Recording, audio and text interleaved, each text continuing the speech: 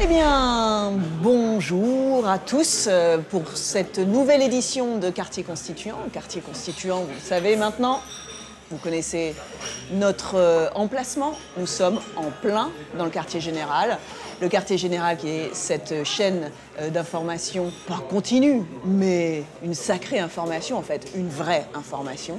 Et avec des invités remarquables, enfin bref, vous connaissez maintenant, vous êtes des habitués. En tout cas, nous avons un nouveau rendez-vous et aujourd'hui, nous continuons notre exploration, notre enquête, nos investigations sur justement comment ce mouvement social sur les retraites en particulier, mais dont on a vu déjà qu'il touchait à beaucoup d'autres champs, d'autres pans de la revendication, d'autres pans du désir politique du peuple, eh bien, nous allons encore, cette fois-ci, avec de nouveaux invités, explorer ce champ-là et essayer de réfléchir en particulier à un point assez méconnu, souvent considéré comme trop technique, pas politique, alors que c'est vraisemblablement tout le contraire, c'est la question du droit et c'est la question de la justice. Et c'est pour ça qu'aujourd'hui, on a autour de cette table, je vais évidemment faire le tour de la table, nous avons invité Maître Mécari, Caroline Mécari.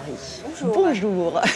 Qui est avocate au barreau de Paris et qui, bon vous la connaissez, hein, mais on va quand même parler de tous ses accomplissements parce que Caroline Mécari est, est-ce qu'on pourrait dire avocate militante? Moi je dirais plutôt avocate engagée. Avocate engagée.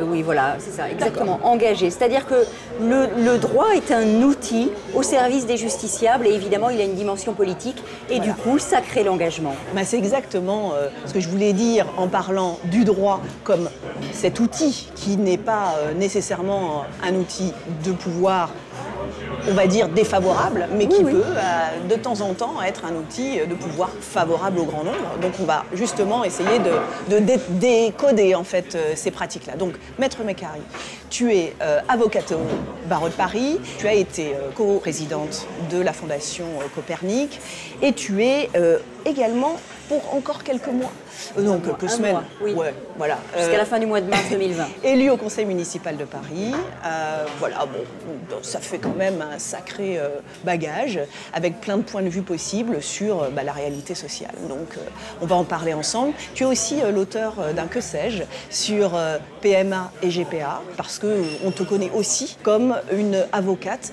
des couples homoparentaux, on pourrait dire, où tu as été finalement engagée aussi pour faire valoir l'homoparentalité. Donc c'est ça aussi qui te caractérise et que nous voulons pas forcément explorer ici, pas là, mais non. Néanmoins, tu es quelqu'un qui a des partis pris tranchés et qui les fait valoir en tant que professionnel et aussi en tant que citoyenne, comme tout un chacun. Bon, je vais aussi présenter les complices. Alors, Sacha Mokritsky. Bon, ça fait... bon, t'es un habitué, hein, on va dire ça.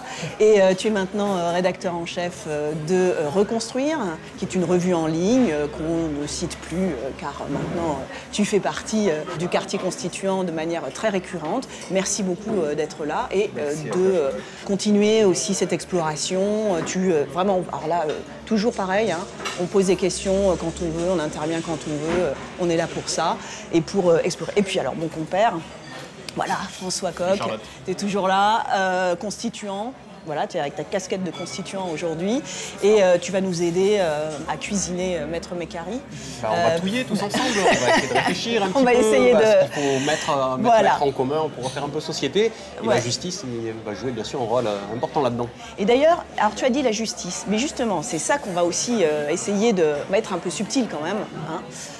C'est-à-dire faire le distinguo entre la justice, qui est un principe, hein, et l'institution judiciaire, et le droit, qui est un outil. Bon, donc j'aimerais d'abord qu'on démarre sur la présentation du mouvement social au travers de la profession particulière des avocats, parce qu'il me semble qu'il y a quelque chose d'emblématique dans ce mouvement-là, et la prise en charge des revendications hostile à la réforme par cette profession-là, qui dit bien un certain nombre de choses, en particulier qui parlent du métier, qui parle du rôle social de cette profession et qui finalement explique que la paupérisation qui résulterait de cette réforme des retraites créerait une espèce de déséquilibre total et priverait finalement, y compris les citoyens, de ce recours, de cet accès au droit que les avocats constituent, permettent.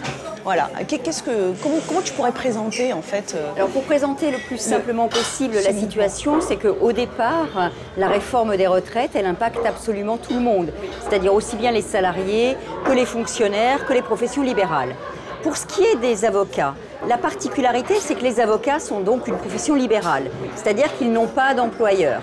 C'est-à-dire qu'ils génèrent eux-mêmes leur propre travail en assurant la défense des justiciables devant les juridictions et de plein d'autres manières, puisque les avocats font aussi du conseil. Les avocats ont depuis 70 ans une caisse de retraite autonome, c'est-à-dire une caisse de retraite qu'ils sont les seuls à financer. Comme ils ont bien géré et qu'en plus nous aimons notre métier, eh bien cette caisse de retraite a des réserves de 2 milliards d'euros qui permettent de servir les pensions pour les avocats jusqu'en 2080.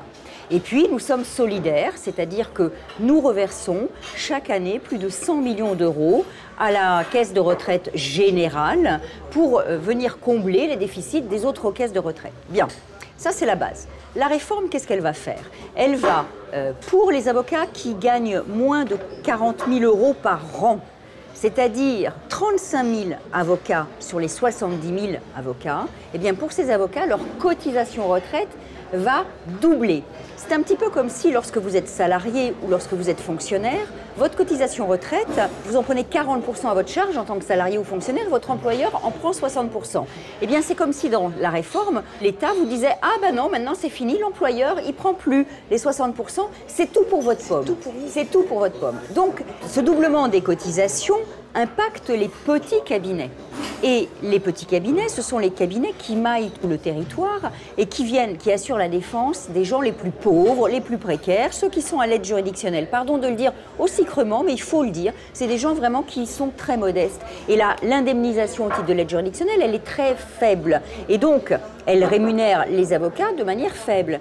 Si leur cotisation double, c'est-à-dire passe de 3 500 euros par an à 7 000 euros par an, il y a à peu près un tiers de ces avocats qui vont disparaître. Donc on va voir disparaître à peu près 25 000 avocats. Très bien, ceux qui font l'aide juridictionnelle. Précisément ceux qui s'occupent des personnes les plus démunies.